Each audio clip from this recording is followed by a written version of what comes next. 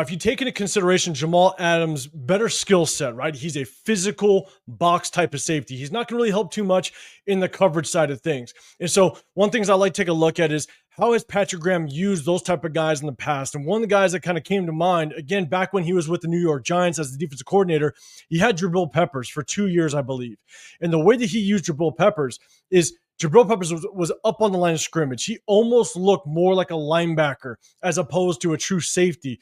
And I can see us using Jamal Adams in that way, where he's going to be up with the other two linebackers, with Jermaine Pratt, with Elandon Roberts, right? And playing inside the box, pressing up some of those tight ends, and being another player that has a nose for the football, that can play close to the line of scrimmage, play sideline to sideline, and provide that extra run support. I think that's a role that he could potentially play on this defense. In addition to that, I can see Patrick Graham dialing up some very scary blitzes with the defensive personnel that we now have with Jeremy Chan, Elandon Roberts, Jermaine Pratt, and now you have Jamal Adams. Patrick Graham brought a lot of pressure last year with the linebackers, even with the safeties. Trayvon Merrick was always playing up around the line of scrimmage, and he was coming off the edge. He was blitzing quite a bit. And if you go, again, going back to his New York Giants days, Patrick Graham ran a 3-4 over there with the New York Giants, and he dialed up some blitzing schemes where he was coming from all angles. And so this is something that by adding Jamal Adams, now Patrick Graham can be very creative with some of his